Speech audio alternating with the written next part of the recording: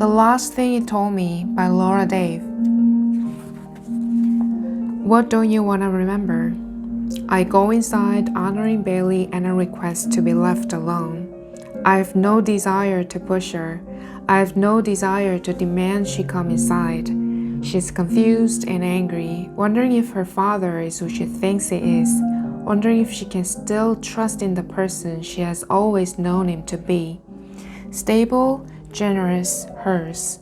She's angry that she has to question that. Angry at him, angry at herself.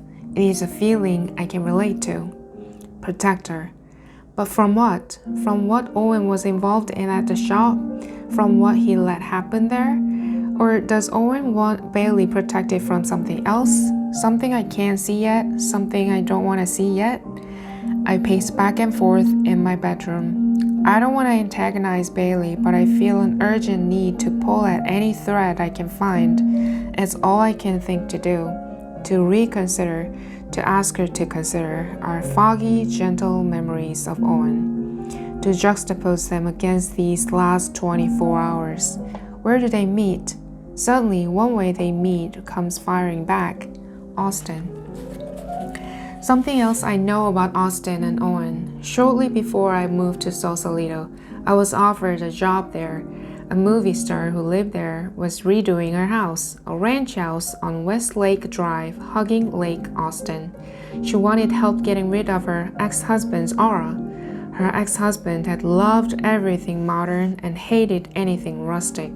Her interior designer had suggested my wood-turning pieces, but she wanted to be involved, which meant I needed to go to Austin for 2 weeks and go through the process with her. I asked Owen to come with me, and he shut the idea down.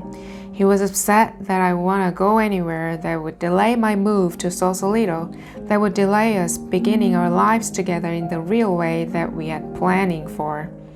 I was anxious to get to California too, and less than anxious to work side by side with the increasingly demanding client. So I turned down the job. I clocked his strange behavior though. It was out of character for Owen to react that way, needy, controlling. When I raised it with him, he apologized for reacting badly. He said the move was just making him nervous. He was nervous about how Bailey would adjust to having me in her home. It always came down to Bailey for Owen. Any changes that upended her were going to upend him. I understood the anxiety and let it go. But I think about the other Austin red flag. When I asked him to come with me to Austin for my woodturners symposium, he went dark for a minute. He didn't balk at the suggestion, but it pivoted. He did pivot. So maybe it wasn't just about Bailey. Maybe it has something to do with Austin itself. Something he didn't want me to run into there. Something he had run from. I reached for my phone and called Jake, a diehard football fan. College, the NFL, classic games on YouTube at 8 in the morning.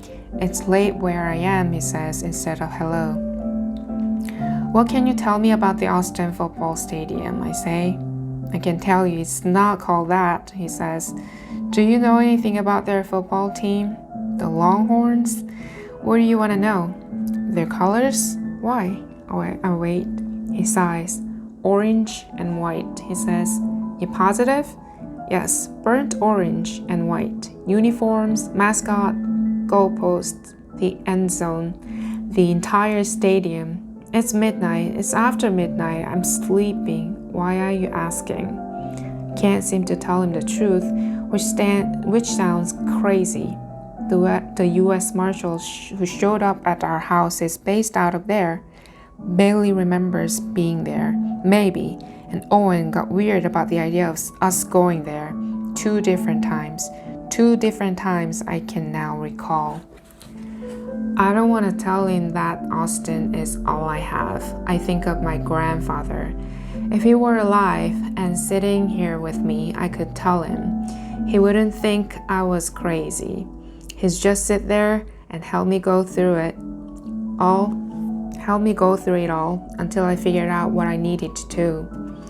That's why he was good at his job. and helping me understand what my job was.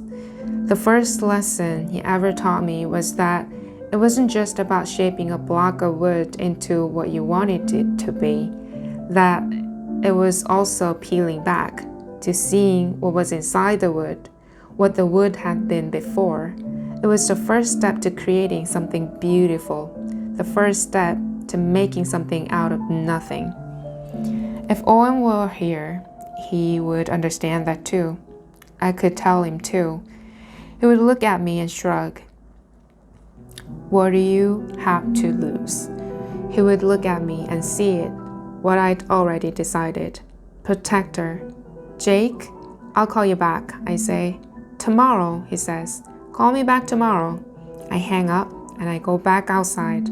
I find Bailey where I left her, staring out at the bay, sipping on my glass of wine, like it belongs to her. What are you doing? I say. The glass is almost empty. It was full when I left it. Now it is almost empty. The wine covers her lips, the corners of her mouth stained red. Can you not? She says. I just had a little. I don't care about the wine. So then why are you looking at me like that? She says. You should go and pack a bag. I say. Why? She says. I was thinking about what you said, about the wedding, about Austin, and I think we should go. I say. To Austin? I nod. She looks at me, confused. That's crazy. How's going to Austin going to help anything? She says. I want to give her an honest answer. If I try to quote my grandfather and tell her this could be the peeling back, will she be able to hear that? I doubt it. And if I tell her what I've put together so far, a wobbly formulation at best, she will rebel and refuse to go. So I tell her something that she can hear, something that is also the truth, something that sounds like what her father would say. It's better than sitting here, I say. What about school? She says. I'm just going to miss school? You said you weren't going tomorrow anyway. I say. Didn't you just finish saying that? Yeah, she says. I guess. I'm already heading into the house. I'm already on the way. So pack.